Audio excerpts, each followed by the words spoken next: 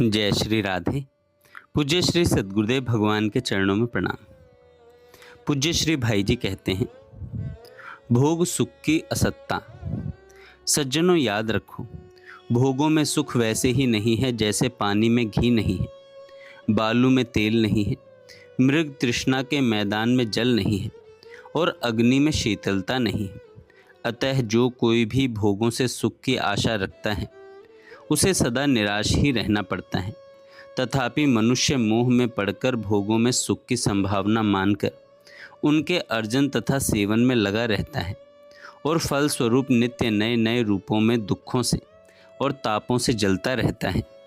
याद रखो, भोग की वासना मनुष्य के विवेक का हरण कर लेती है, इसलिए वह अपने भले बुरे भविष्य को भूलकर किसी भी साधन से, चाहे वह सर्वथा निषिद्ध तथा समस्त मंगलों का नाश करने वाला ही क्यों न हो, इच्छित भोग प्राप्त करने की चेष्टा करता है और इसके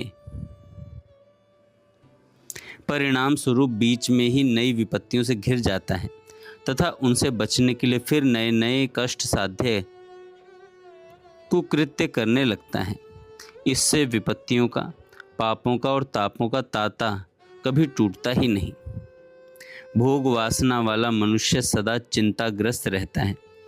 इच्छित भोग प्राप्त न होने पर तो चिंता उसे रहती ही है, प्राप्त होने पर उसकी चिंता और भी बढ़ जाती है, क्योंकि ज्यों ज्यों उसकी भोग कामना पूरी होती है त्यों ही त्यों वह कामना की आग अग्नि में घी की आहुति पड़ने पर अग्नि के अधिक भड़क उठने की तरह और भी भड़क उठती है। इसी के साथ उसकी चिंता की आग भी बढ़ती है, जिससे उसकी भीतरी जलन और भी बढ़ जाती है। वह खुद उससे सदा जला करता है और अपने समीप रहने वालों को भी द्वेष, द्रोह, क्रोध, वैर, हिंसा जो कामना के साथ साथ पनपते हैं और बढ़ते रहते हैं के द्वारा जलाया करता है।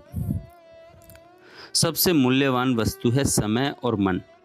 इन दोनों को सावधानी के साथ निरंतर भगवान की सेवा, परमार्थ साधन, ऊंचे उठाने वाले कार्यों में लगाए रखो। न व्यर्थ खो, न प्रमाद करो।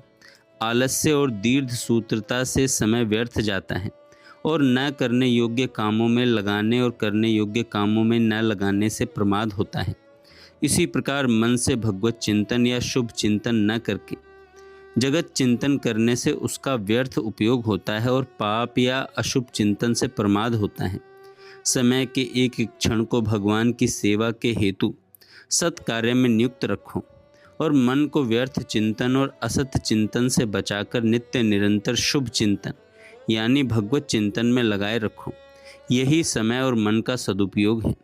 जो वस्तु भगवान की सेवा के निमित्त लगकर सदुपयोग में आ गई वह तुम्हारी हो गई। जो धन सेवा में लग गया वह तुम्हारा हो गया। जीवन का जो समय भगवत चिंतन में लग गया वह तुम्हारा हो गया। तन के द्वारा जितना सत्कार्य बन गया वह तुम्हारा हो गया। नहीं तो ये सब चीज़ें नष्ट होने वाली हैं। इन्हें बटोर कर और सजा सवा कर रखने से ये नहीं होती। प्रतिपल इनका नाश हो रहा है और अंत में ये सर्वथा नष्ट हो जाएंगी। जितना इनको तुमने सत्कार्य में लगा दिया उतनी इनकी सार्थकता है। मानव जीवन का एक एक क्षण अमूल्य है सज्जनों, क्योंकि भगवान की स्मृति सेवा में लगने पर वह परम दुर्लभ भगवत प्राप्ति में हेतु बनता है। सज्जनों, गया हुआ समय फिर लौट कर नहीं आता। अतः प्रत्येक क्षण को भगवान की सेवा में नियुक्त रखो। जरा सा भी भगवान की स्मृति सेवा में अंतर न पड़े। श्वास प्रश्वास की भांति लगातार भगवान की स्मृति सेवा बनती ही रहे। तुम कहीं भी जाओ, तुम्हारे कार्य का बाहरी निर्दोष रूप कुछ भी हो, भगवान का मधुर स्मरण कभी न भूले और प्रत्येक कार्य के द्वारा तुम सर्वत्र स्थित भगवान की सेवा ही कर रहे हो, यह निश्चय बना रहे। ऐसा कर पाए तो तुम सदा सर्वत्र भगवान का साक्षात्कार और दिन भर उनकी पूजा का ही पवित्रतम कार्य करते रहोगे। यही तुम्हारे जीवन का सदुपयोग है। यही तुम्हारे जीवन का सदुपयोग है। बुद्धिमान मनुष्य वही है जो यह जानता है कि जन्म के साथ ही मेरी मृत्यु का भी जन्म हो चुका है और वह प्रतिक्षण मरा जा रहा है। मृत्यु का अंतिम स्पर्श उसे निश्चय ही समाप्त कर देगा। अतः उसे अगले जन्म के लिए, यह जन्म मृत्यु के चक्कर से सदा को छूट जाने के लिए तैयार रहना और सफल उपाय करना है।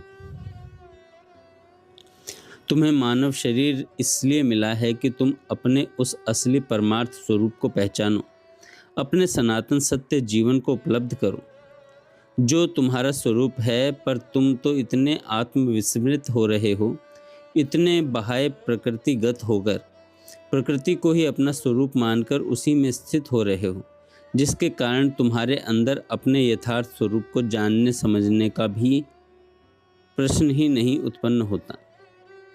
तुम कौन हो, कहाँ से आए हो, शरीर तथा नाम के साथ तुम्हारा क्या संबंध है, यहाँ के ममता आसक्ति के प्राणी पदार्थों से तुम्हारा क्या संपर्क है, शरीर छूटने के बाद तुम्हें कहाँ जाना है, इत्यादि जिज्ञासा तुम्हारे हृदय में कभी उत्पन्न ही नहीं होती।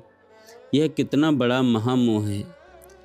इसी मोह के वश हुए तुम अपने सारे बुद्धि विवेक को, जो मनुष्य को पशु से पृथक करता है, पशुत्व की प्राप्ति में ही नहीं, पिशाच और राक्षस बनने की प्रवृत्ति में लगाए हुए हो और इसी में जीवन की सार्थकता मान रहे हो। तुम्हारी यह स्थिति तुम्हारे लिए ऐसे भविष्य का निर्माण कर रही है जो घोर अंधकार में है, अनंत नरक में है, दुख में है, मृत्यु में है, अशांति में है। अतएव जल्दी चेत करो, भजन करो, नाम जपो, सत्संग सुनो, विवेक को अपने विनाश में न लगाकर सच्चे विकास में लगाओ। अपने परमात्मा अंश स्वरूप को, आत्म स्वरूप को समझो और मानव जीवन को सफल करो। तुम्हारे साधन में विघ्न आ सकते हैं, प्रबल प्रतिकूलता आ सकती है, विकट विपत्ति आ सकती है, पर उससे घबराओ मत। शुद्ध मन से भगवान पर विश्वास करके अपनी साधना में, अपने भजन में, अपने नाम जप में जुटे रहो और भगवान से प्रार्थना करो कि वे अपनी कृपा से सब विघ्नों को दूर कर दें। भगवान जरूर दूर कर देंगे। उनकी घोषणा है, मुझ में चित्त लगाने वाले पुरुष को मेरी कृपा सारे विघ्न बाधाओं से लांघ कर आगे ले जाती है। कभी कभी जगत की अनुकूलता, लोगों के द्वारा मिलने वाला मान, प्रतिष्ठा, प्रशंसा आदि भी साधना में बहुत बड़े विघ्न का काम करती है। ये वास्तविक परमार्थ साधना से हटाकर अपने नाम रूप की पूजा प्रतिष्ठा की साधना में लगा देती है। वह फिर भगवान की प्रसन्नता की जगह लोक रंजन में लगाकर अपने को लोकानुकूल निषिद्ध आचरणों में लगा देता है और पतित हो जाता है। इस प्रकार श्रद्धालु लोगों के द्वारा शरीर सुख, इंद्रिय भोगों की प्राप्ति भी साधना का बड़ा विघ्न है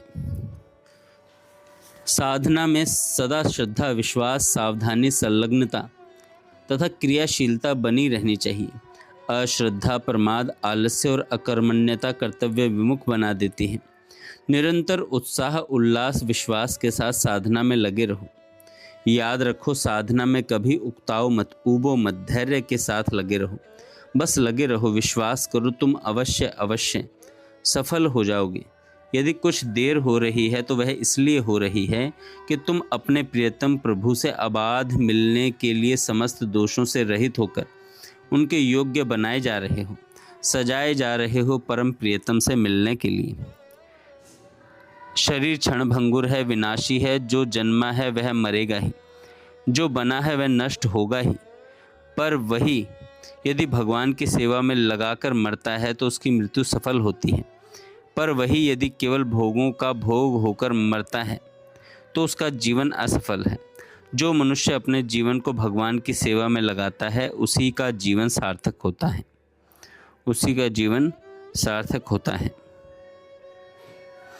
जय श्री राधे।